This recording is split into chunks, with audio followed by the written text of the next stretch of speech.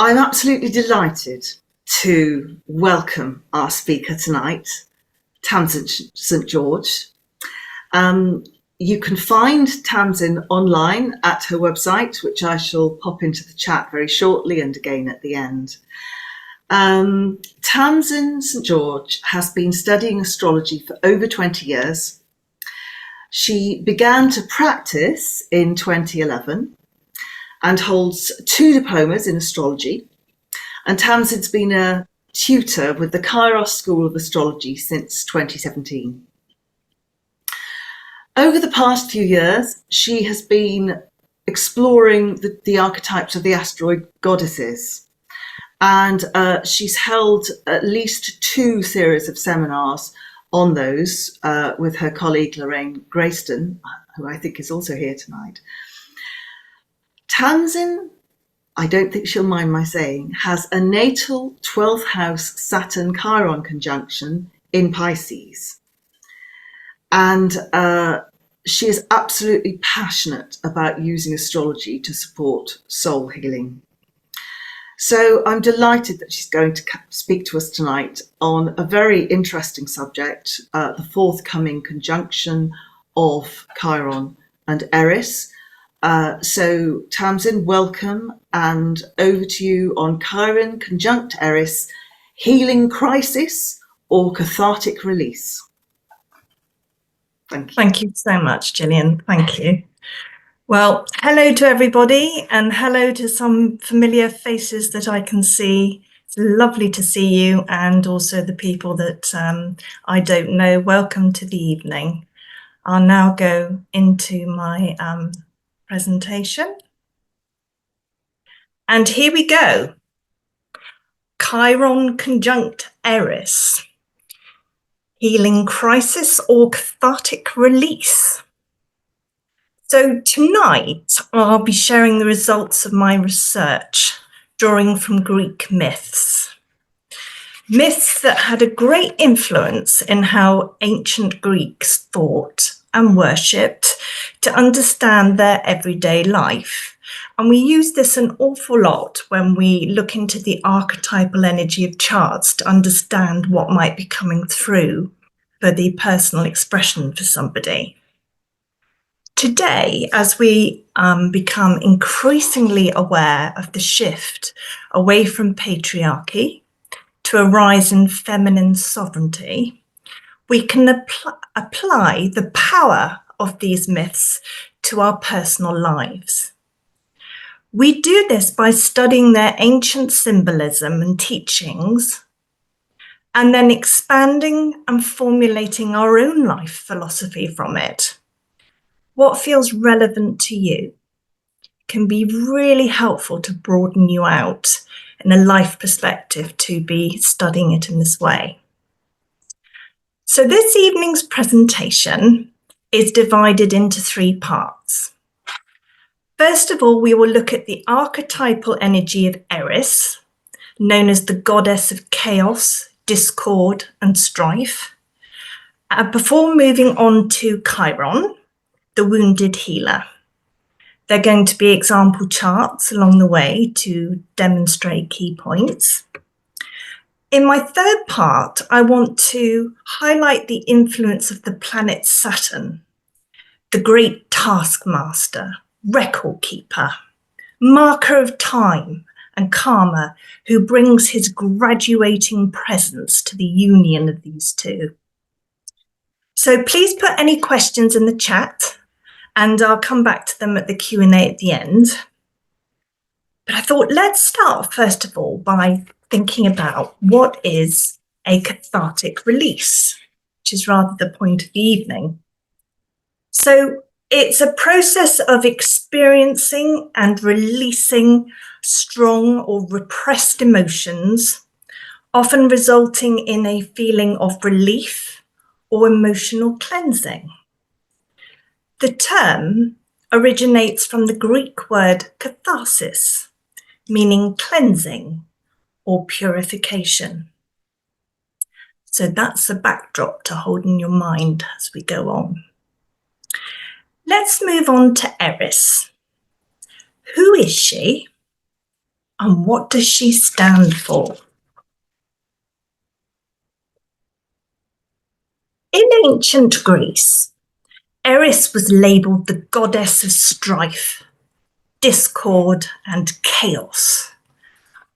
She was often not invited to gatherings and celebrations because of her reputation to cause trouble, upset the status quo. The pivotal moment of this myth occurs during the wedding of Peleus and Thetis. All the gods and goddesses were invited to this grand celebration on Mount Olympus, except for Eris. So Eris decided to come anyway. She was refused admission to the wedding, so she took a golden apple, inscribed it with the words, "For the fairest," and threw it in the middle of the guests. Well, the golden apple caused immediate chaos. 3 powerful goddesses, Hera, Athena, and Aphrodite, each claimed the apple, believing themselves to be the fairest. Unable to agree, they turned to Zeus to decide who deserved the apple. Zeus was unwilling to get involved, so he passed the responsibility to a mortal prince named Paris of Troy. Each goddess immediately dived in to bribe Paris with promises. Hera, queen of the gods, promised him power and dominion. Athena, goddess of wisdom and war, promised him wisdom and skill in battle. Aphrodite, goddess of love and beauty, promised him the love of the most beautiful woman in the world. Guess which goddess he chose?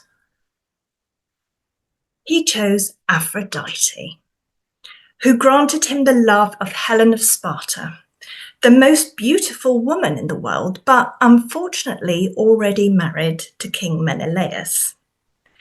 This led to Helen's abduction, sparking events that resulted in the Trojan War. And this is why Eris gets a bad press about being responsible for the Trojan War. But I have some questions to ask. We could say that Zeus was to blame for the Trojan War.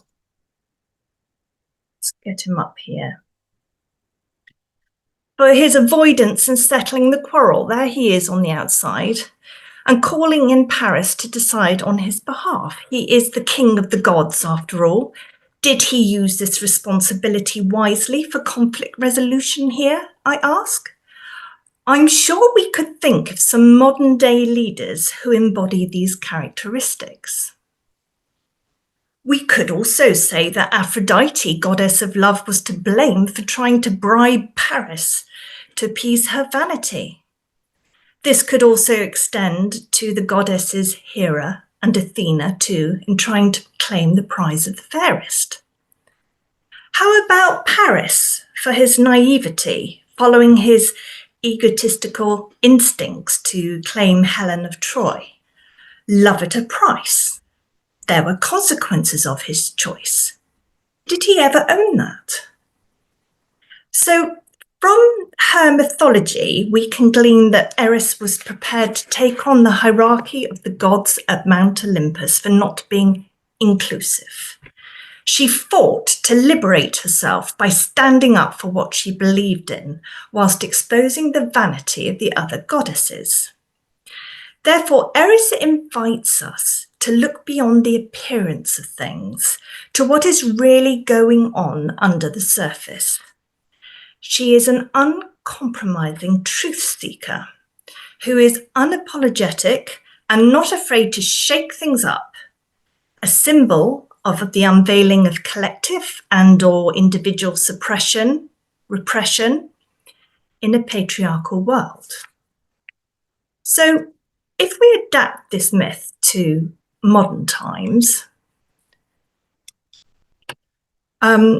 Eris's archetypal energy offers a framework to consider our own emotional natures. Do we always express our own truth? Do we recognize an ongoing battle deep within where we felt unheard, suppressed, or ignored that now demands our full expression? Let's pause here for a minute for your own reflections before we continue.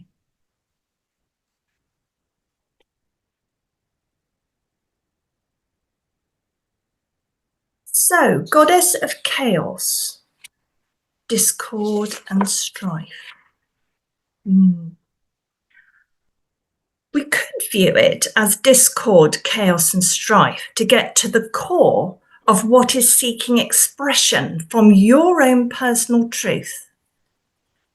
Eris teaches about responding appropriately, not necessarily immediately, to emotional triggers.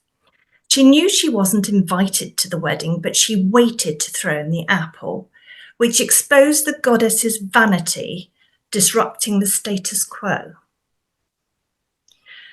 So when we're looking at our own charts, how can we find her to add her on to our own natal charts?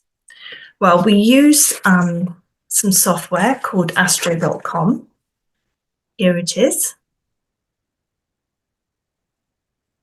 And there are two places where you can find her. You can find her under the drop-down menu, under additional objects. You can scroll down to find her here.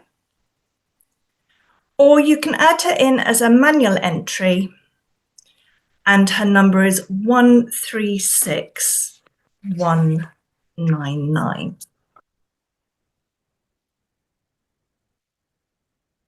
So where is Eris located? Well, she's even further out than Pluto. So there's some really, really deep teachings there, and we're going to have a look at her discovery chart in a minute. It's rather ironic with the myth about Eris, about being excluded from a wedding, that when she was discovered, there was a great deal of discord around including her. This is because she was potentially bigger than Pluto, which disrupted the astronomical community and led to Pluto being downgraded to a dwarf planet. So it's like a classic example of her physical manifestation in the sky, which produced discord to the status quo. So let's turn our attention to her discovery chart. So this is the initial imprint of the planetary energy of Eris from the moment she was observed in the sky. It creates a back echo of energy that we can refer to, and over time. We do this by plotting the planets around the sky to the original chart with a bit of help from astro.com, and it highlights energy patterns and cycles which we can apply to our own life, depending on how it all connects to our own natal birth chart, our own soul blueprint. So I will be highlighting the influence of Saturn, who's very much visible behind the scenes and all that's going on here with Eris and Chiron. And I find it very interesting that in the discovery chart, this is a little bit technical because I will come back to this and refer to it as we go on, that Saturn was placed in Cancer here at the bottom of the chart. He's like the focus of the whole chart because all the rest of the planets are above him. It's almost like what we call a bucket-shaped chart with him being the handle at the bottom. And here in this area, it's the place of home. The houses represent the area of life. So there's something here karmically around addressing the roots, the home, the family origins and ancestors. At that time, Saturn was in retrograde motion, so he looked like he was going backwards in the sky. So reflect, review, reintegrate. There's something here about learning about emotional security that seems to be of fundamental importance here in Eris's discovery chart. And he's actually opposite Chiron who's in the 10th house where we meet the world in Eris's chart. So there's something here with Chiron here about healing around hierarchical structures prominent in the world, top-down authority, learning our own inner authority. And then we always look and see if something forms a pattern in the chart. And Saturn opposite Chiron is 90 degrees away, which is what we call a square, to the lunar nodes, which is this point here in Aries and on the opposite side in Libra. So the south node represents inherited past patterns which can repeat, taking you back to a place of familiarity, which can be hard to move on from. But you need to balance as you get drawn back to this place. And the north node here represents what we're learning to do. And it's the place where we have the most room to grow from a soul perspective. So it's very interesting that it's in the area of Aries and Libra axes, ruled by the planets Mars and Venus, which links our attention to healing of the divine masculine and feminine side to our natures. Here they are with the axes, and they're squaring Chiron and Saturn. So there's a big theme here around healing of the masculine and the feminine. If we look back and think about when she was discovered in 2005, there was a profound shift in speaking up for taboo subjects, which shook up the status quo. And suddenly people were talking about these things, however uncomfortable and painful. So let's look at one example going back to that time, and that was Tarana Burke, who suffered sexual violence, and she started the Me Too movement in 2006 to help other women who had had similar experiences. And Time named Burke, among a group of other prominent activists, the silence breakers. And this is a real energy of Eris that I want to get across about being a silence breaker when something is out of balance and not right, and you will speak up for it. You may be familiar with the term #MeToo, because that led on to in 2017 when Alyssa Milano and other women began using that phrase to tweet about the Harvey Weinstein sexual abuse cases. So that phrase and hashtag quickly developed into a broad-based and eventually international movement. So Eris, she's not the cause of social media getting out of hand. She's often blamed for being the cause of events. She's the witnesser who can bring these things to our attention. So let's have a look at a sample chart.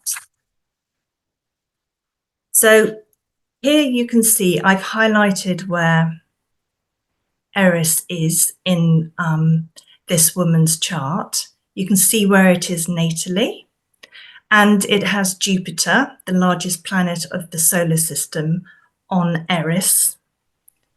And this woman said to me in a reading, "Suppression of the divine feminine, I see it everywhere. If I'm at work, I'll feel dismissed as a woman. Literally, it is a pain in my body when it happens." So when we look to health and how she might be holding this in the body, I was interested to see that her 6th house of health is in Taurus, and looking at the planet associated with Taurus, it's Venus with Pluto on it. So we can see the depth of the pain of how she feels this. And in astrology, we always look for patterns in the chart. And here is an aspect pattern you can see, which is called Yod. You've got one green line coming down here, another green line there, and it's pointing in, and it's like a focal pressure on Mercury. And what she said to me is that I can be visible if I am speaking up for other people.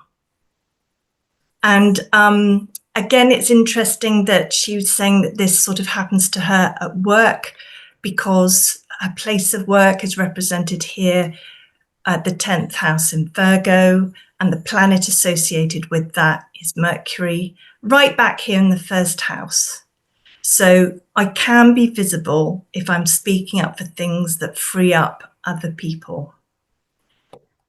She said to me that it was quite comforting, me telling her what she already knew.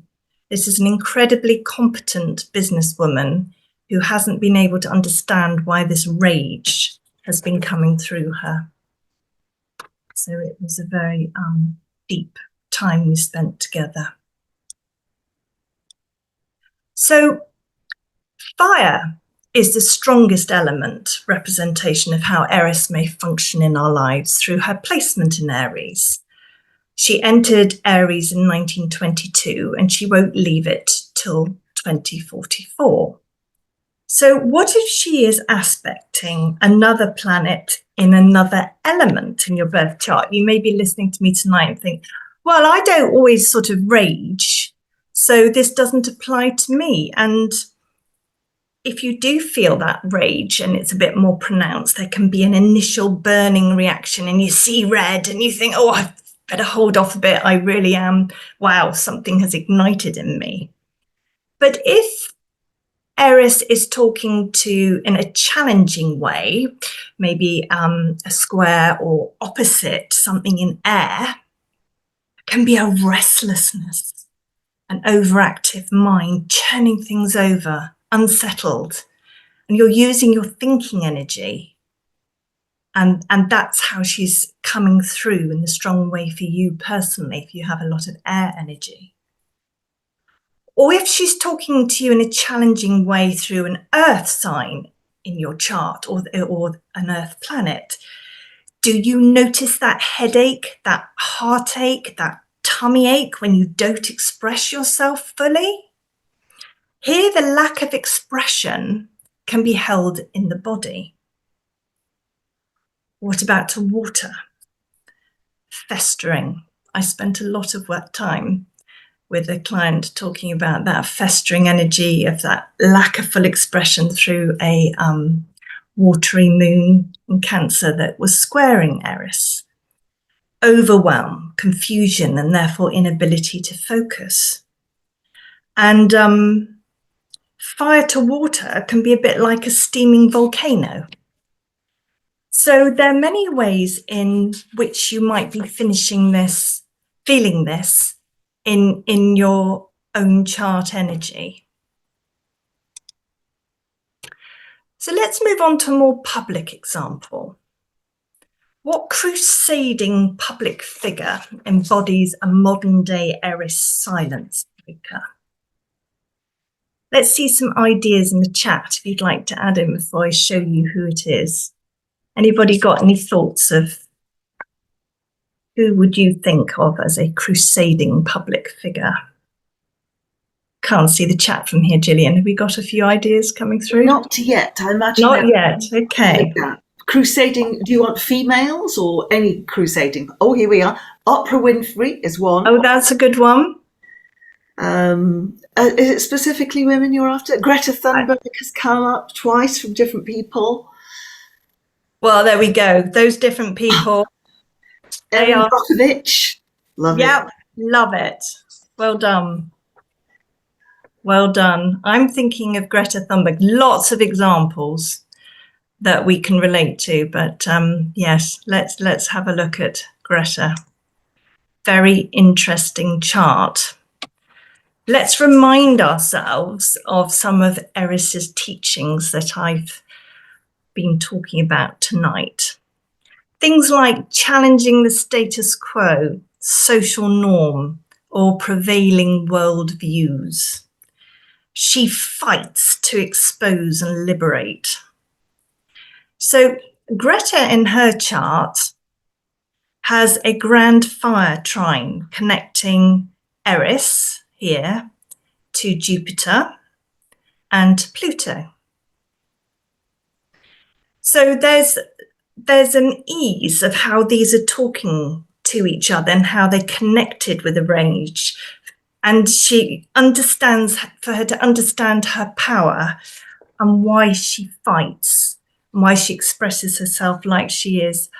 I don't have her time of birth, so they draw this up for noon, but I query whether she was born around noon, because if she was, then there is a 90-degree square to her moon, which would make her even more feisty, but we don't know that. So let's give an example of Greta expressing herself. How dare you!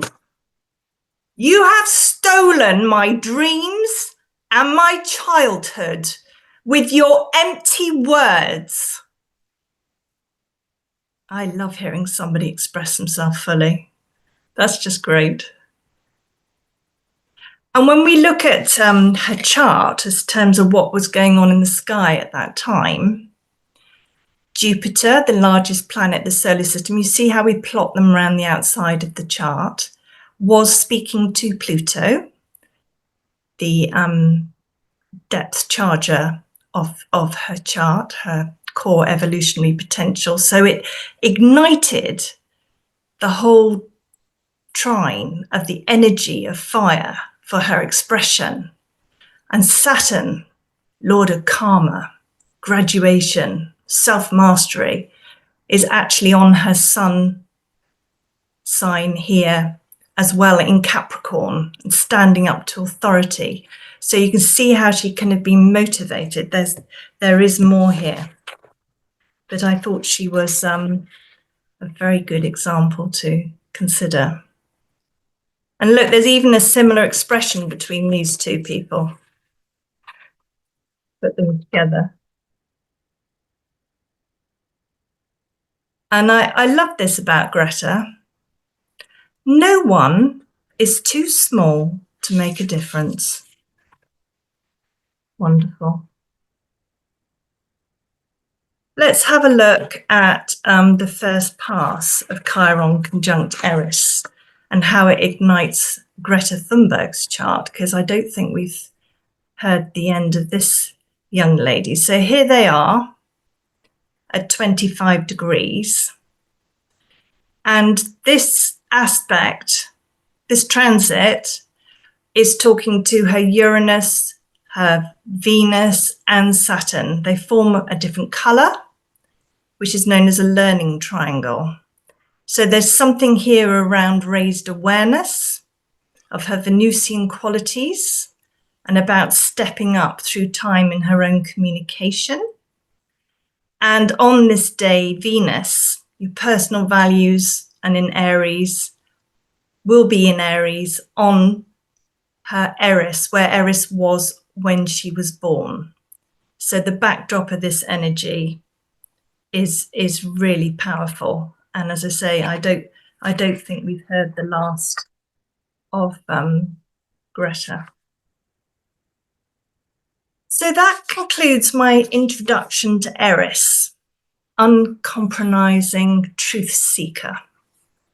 I hope that's given you a few things to think about in terms of your own lives, about that full expression, and maybe you're in that really good place where you can express yourself well, but it might have taken time to do that.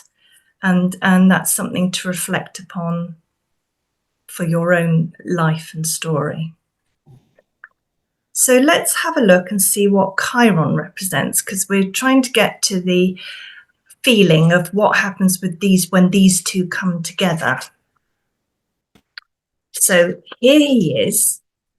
So there's a myth around Chiron. His parents were Kronos and the sea nymph Philia. And Philia, can't pronounce it. I think it's something like that, Gillian. Kronos pursued Philia, who turned herself into a mare to escape him. Kronos turned him into a stallion and took her by surprise, and the result was Chiron. Half man, half horse. His father abandoned him, and his mother did too. She was disgusted and shamed by his appearance. So that becomes a core wound for him, stemming from his birth. He was abandoned and he was taken by a shepherd to the god Apollo, who became his foster father and educated him in the healing arts. In time, Chiron became a mentor to the heroes and became known as a wise centaur, standing out in this regard because many of the other centaurs weren't wise, famously known for their debauched, rowdy behaviour.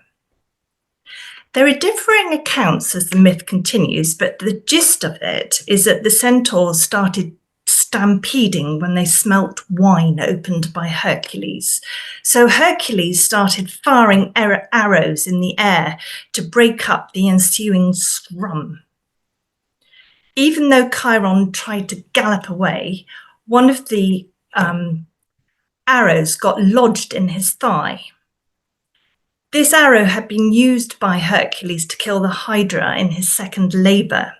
So unfortunately, it had the Hydra's blood on it, which had toxic poison that would never heal. So Chiron suffers with a wound that he cannot cure. And yet, it was this suffering that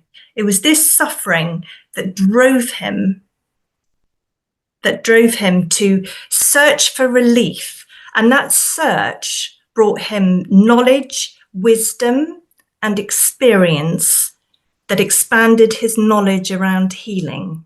It's like a wound that makes you wise. If we relate this to our own lives, we may carry the memory of pain that never quite gets completely resolved. And yet it's also the area where we can find the most healing in our lives. If we adapt this myth to modern times, where Chiron is placed in your chart symbolises the soul's wound and is an indicator of what needs to be understood at the deepest soul level in order to achieve wholeness. So it is associated with inner healing. In embracing the pain rather than rejecting it, healing can be found. So due to his 50-year cycle, this is why many people suddenly change careers around this age as they answer their deepest life calling. So where's he placed in the sky? Well, he's actually placed between Saturn and Uranus. And he's considered as a bridge between Saturn, because Saturn is, we can see Saturn from the Earth with the naked eye, and the outer planet Uranus, which we can't see, but we can still feel his influence. So he's like a bridge of awareness. Saturn represents what we perceive society expects from us, and Uranus represents our own internal revolution to set us free by exploring new horizons, understanding our own lives from a higher consciousness. And the rainbow bridge signifies the linking of one state of consciousness to another. Chiron was a great teacher. Bridges a separation between people of different viewpoints. And there's so much around the healing of divine feminine and masculine in Chiron's chart of teaching and learning. We need to get along better, and this will only happen when we can see things from another point of view. So this is why he's called the Rainbow Bridge. Let's go on to when he was his chart was discovered in the sky in 1977. We always look at the backdrop of what was going on then.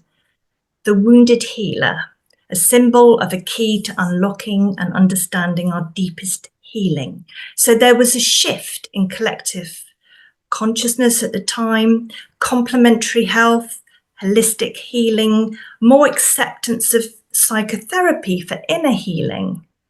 Oftentimes, when our own suffering is seen by someone who can understand where we are coming from, it can allow the process of healing to take place.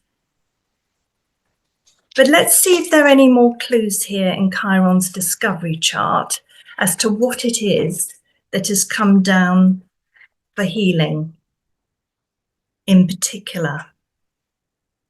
And there's just so much here around a cycle of healing between the masculine and the feminine.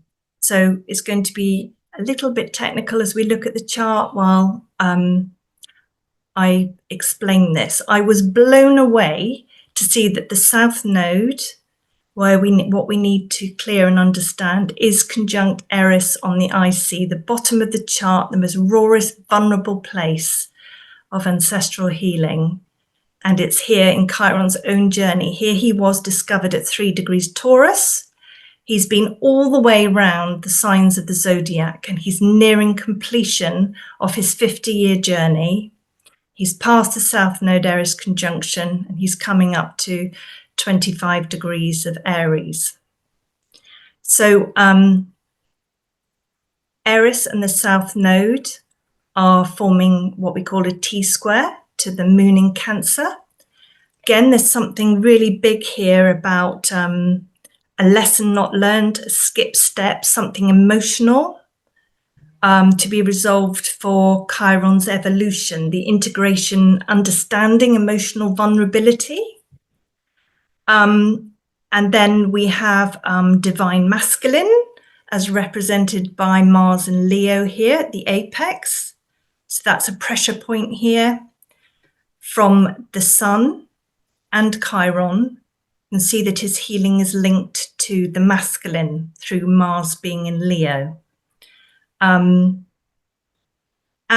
for those of you who are aware of the Pluto polarity point, which is the core evolutionary intention for the cycle of Chiron's healing when he was discovered, it's to go directly opposite to Eris. So there's a really big theme here around healing of divine masculine and feminine in this discovery chart. And we're seeing and we're aware of them moving ever closer to come together in May. And there have been other signatures along the way, divine masculine and divine feminine, because recently we've had Mars in Cancer in square aspect 90 degrees away to Eris at 24 degrees of Aries 3 times. And then Mars moves into Leo and will trine Eris at 25 degrees of Aries. So this retrograde cycle was very long. There's been lots written about it. It was a 10-week cycle. It's really important because it's the last retrograde cycle before Chiron enters Taurus on the 20th of June next year. So it's about understanding that masculine power and understanding the basis, the roots, the foundations in Cancer before he can go on into that safe place to be visible, to be seen, to shine his authentic light for the full masculine expression from the heart. Will he utilize his masculine power, Mars, wisely to help those now to feel safe, Cancer, protected for those now who are less capable? Will he be more comfortable with his expressing his own emotional vulnerability? It's an important back echo, because when we go back to it, we can see that Mars is in Leo here, which is why a current cycle of Mars going through Leo is particularly important. And it's through Cancer and Leo. Again, we're going back here to the Eris discovery chart, and we can see that Saturn here was in Cancer. So there's a big theme around stepping up from your foundations, healing your vulnerability of where you've come from so that you can step into your authenticity. And this is what we're getting from both of them as they nudge closer together.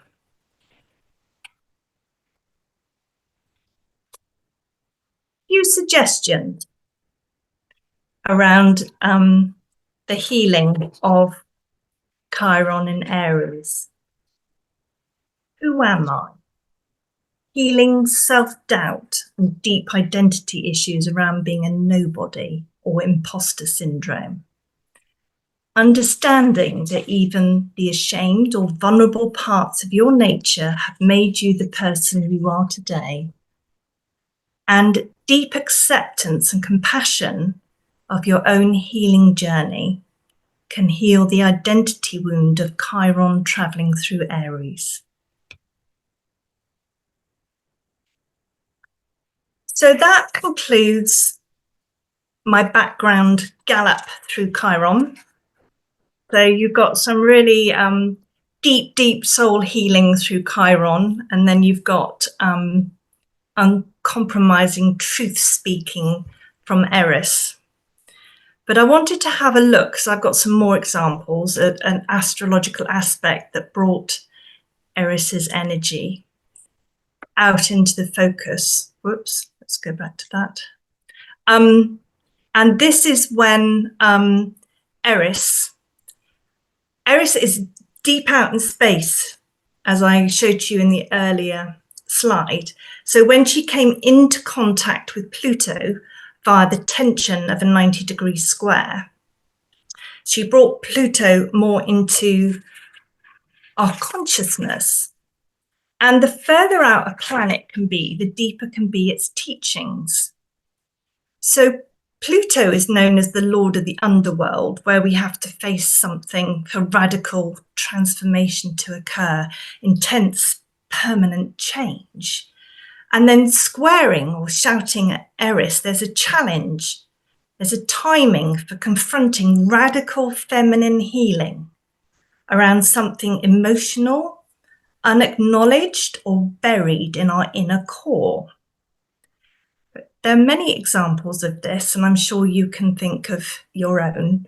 But let's look at one deeply shocking event that happened in 2020, which enabled a collective shift from this person from helplessness to empowerment. Does anybody know who this lady is? So her name is Giselle Pellico. And on the 12th of September 2020, afraid this is a bit shocking, very shocking. Her husband was arrested in 2020 for trying to take indecent photos of women in a supermarket during the Eris Pluto Square. And this started the process of unveiling his secret drugging and raping of his wife, whilst also inviting other men to do the same.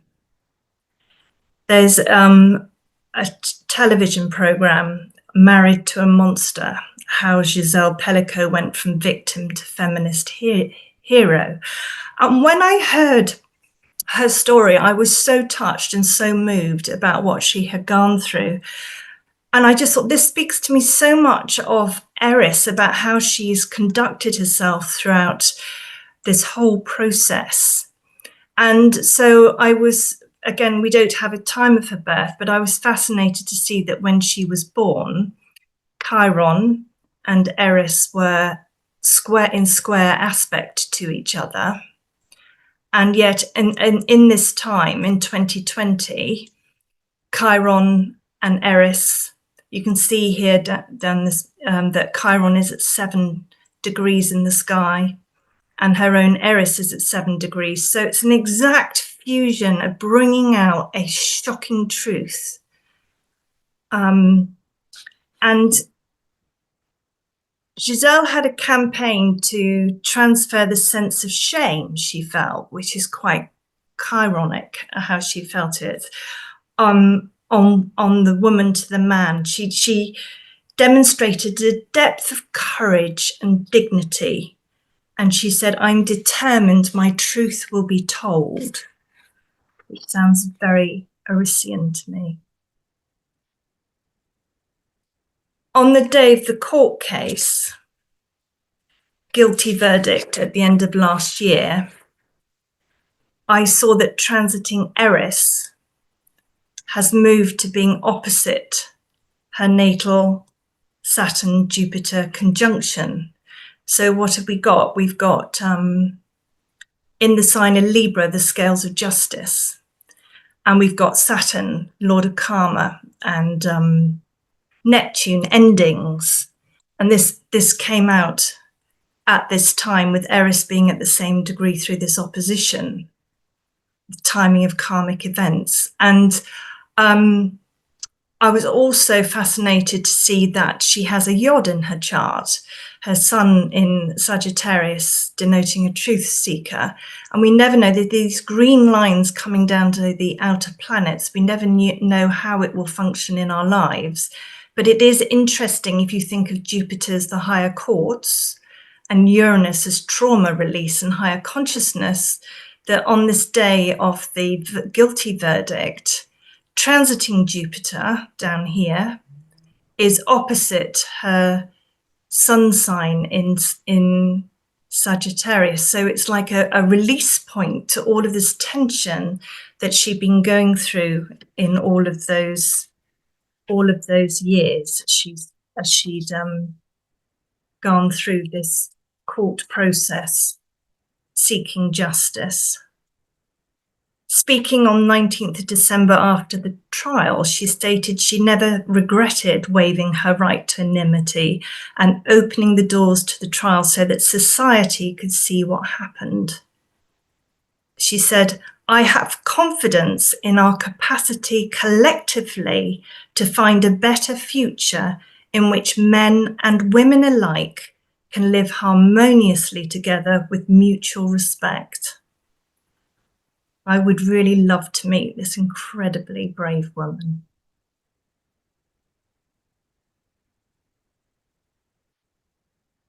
So what happens if you've had Chiron and Eris conjunct in your birth chart? So in the 1970s, neither Chiron or Eris had been discovered. They were last conjunct on the 31st of May, 1971. And many of these women with this signature are now experiencing their menopause and are struggling to understand why such deep, unresolved emotions are bubbling up or coming roaring out at this time. And here's an example chart. Here we see an exact Chiron-Eris conjunction in the 12th house of the collective unconscious opposite Uranus. So there's definitely something here with, if we think back to Uranus being our higher consciousness. And she told me during her Chiron return, she was going through the beginning of her menopause and just felt so angry. And it wasn't normal. And she was lashing out to her husband. She's trying to understand it.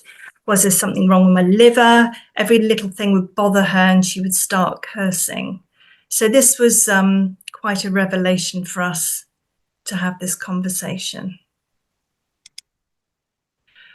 So this is the first pass Chiron conjunct Eris chart in May. It will affect people with planets at 24, 25 or 26 degrees, particularly in cardinal signs if you've got any planets there, Aries, Cancer, Libra and Capricorn, but also in the other signs of the zodiac, it will aspect them. It'll also affect those people born with the Eris-Chiron conjunction, and also people with planets or points at 6 degrees Gemini, because the day of this conjunction, when the energies are fused, here it is here, we're in a new moon in Gemini at 6 degrees. And a new moon in Gemini is a new way of speaking up. So if you've got any points there, one of my clients has got Saturn here. So it's like this could be a whole new cycle around expressing your truth and speaking, learning to speak. It seems a bit bizarre. Greta Thunberg has her North Node here at 6 degrees Gemini. So I wonder how she will be expressing herself. And then this looks rather sort of bold, draw to your attention, but this is what I said about how the discovery chart can be a backdrop for the energy of what's going on with future transits. So this is Eris's discovery chart. And when we look at when Chiron and Eris come together, it forms an aspect pattern from Chiron on Saturn. Feels like this is a real graduation process of incorporating this Chiron and Eris energy, a fundamental moment in Eris's cycle, into your identity in Aries. Maybe there can be a new start here with it being on a new moon, but it's actually affecting the backdrop energy from when Eris was discovered, which is why it's so useful to know these dates so we can go back to it. And Venus in the sky is actually on Eris, so there's something new here to be incorporated in the identity and a big part of healing. It's very significant, this Chiron-Eris conjunction. Okay, so let's have a look at two sisters who've got this signature. They came to me because they wanted to know how they could support each other. They've had a really difficult childhood. I don't think they'd mind me saying that. And they wanted to be in a safe environment where they could express their vulnerability, because they both knew the circumstances, both know the circumstances they've grown up in, and how they might be able to try and support each other to in a really healthy way. So you know who you are. I believe you're here tonight, and we had a really powerful time together exploring this. So Sister 1 has got Eris and Chiron up here at the top of the chart, 10th house, place of work. And she told me she will name the shame when she comes across malpractice. She will ask the awkward and uncomfortable questions. She's a child counsellor. She says, very often, children come to therapy when the problem isn't theirs. It's playing out the dysfunction in the system. So she will have the difficult conversation with the parents in the best interests of the child. And it's fascinating to see how she's been using this energy. But her sister has got it in a very different place. It's really raw, right on the ancestral line, down here. And she tells me she feels shame. She feels shame from unwitnessed trauma retained in her body and wants to consciously draw out all the patriarchal parts from it. She tells me, I know there is a firebrand goddess within me, and I now know why I've been on such a big path. This is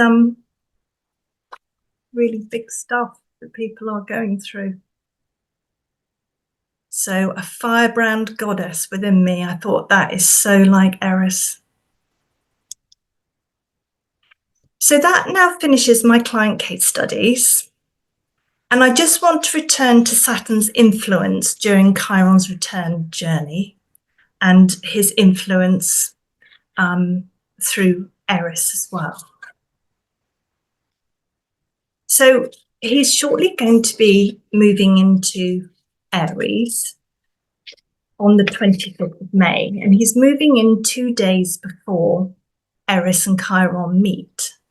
And he brings, I thought that was so symbolic, he brings karmic timing. When Saturn ingresses, we call it, into a new sign, it isn't like the heralds, it's like the bells toll. It's time to work at being mature. Saturn, Chiron and Eris are moving further on into the last part of Aries. And there's some urgency to do some healing here, to get serious and sober. Saturn brings some gravitas to the sign of Aries. So I just put together all the examples here of where Saturn has been involved as the backdrop. I've alluded to them in the past, in my past slides, but I thought this would be really good to have a look at all of them together here. The new ones are, and this is really fascinating, when Chiron moves into Taurus on the 20th of June next year, look where Saturn is. He's right on the IC, absolutely 100% with the South Node and Eris. Healing, crisis, or cathartic release, he's right there on it. And here is Chiron, who just moved 0 degrees Taurus. So the importance of Eris is so important here to Chiron's own journey. Chiron's own return cycle, you can see that Saturn is conjunct Eris here, almost. So you could put it together, this theme, the divine masculine and the divine feminine need to heal. In this way, the knowledge of healthy discord, Eris gets a very bad press. Coming from the basking warmth of self-love, you love yourself enough. This is shown with Chiron being in Taurus. The ruler of that is Venus. And we can see here in this chart why it's been so deep for Venus with her expression, because Venus is conjunct Pluto. So there's a real depth to feminine healing here. And if we can do that and understand that in our own natures, it can give us a strong foundation for life that can aid soul healing through Chiron. So these are all the points here. You can come back to them and refer to them when you get the recording. We're at the threshold of a new understanding between divine masculine and divine feminine, of our natures, how we respond. And this is of heightened importance now, I hope I've demonstrated, in the lead up to Chiron's own return cycle at 3 degrees Taurus. So here's some key dates and degrees. I haven't done all of the passes of Chiron conjunct Eris because we don't have enough time tonight, but you can see the date and you can have a look for yourself, or you can have a look through an astrology reading to see how that might be functioning for you. The first one was just so breathtaking that I've stuck to that one tonight. So it just leaves us to think, really, how are we going to respond in an evolved way when we have an apple curved ball life event symbolically thrown at us? You can be sure Eris will expose any vanity. Are we aware of our own trigger points? What do we do when we're triggered? Do we respond immediately? What are the range of emotions going through us? How can we bring healing to this? Healing crisis or cathartic release? I really hope tonight that I've given you several avenues to mull over. I know certainly for myself, it's been a very thought-provoking time while I have put this together. So there was just so much here that we have two webinars to offer you. I joined with my astrologer friend and colleague Lorraine Grayston, and this is the first one, Trailblazing a Path to Your Inner Power. And that's on the 16th of April. We will look through the houses of the natal chart. I do like to apply astrology where I can, and I very much so when I'm talking about signatures that we can see. And it's really good that you can come along and explore and share your own chart placements. Then we were a bit blown away to see that on the 25th of May, there are 2 other divine feminine goddesses activated on that day. The goddess Pallas Athene is talking to Eris and Chiron with her pattern recognition and her creative strategy and wisdom. So there's something to explore around that. But also on a day of a new moon in Gemini, Pythia, the order of the priestesses at Delphi, is also conjunct the new moon on this very powerful day. So know thyself was the Pythia who spoke out of Apollo's temple. Well, that's very interesting when you think of know thyself meets heal thyself through Chiron. So there's a lot here to explore around the expression of healing and the use of the voice. And we do a guided journey around their wisdom teachings. I offer readings through my website, Erudite Astrology, and also Lorraine and I do joint reading, and we could look at your own Eris Chiron placement there as another option if that is what you would like to pursue with us or other astrologers, because this is a deep time. It's a complex time, and we're complex beings. So I hope I've been able to give you a snapshot of the complexity, but also of the deep offering of this time when Eris and Chiron are coming together starting May of this year. Thank you very much. Thank you. Thank you very much, Tamsin. That's been fascinating. And I'm sure I speak on behalf of the general audience that we're very appreciative. Thank you very much.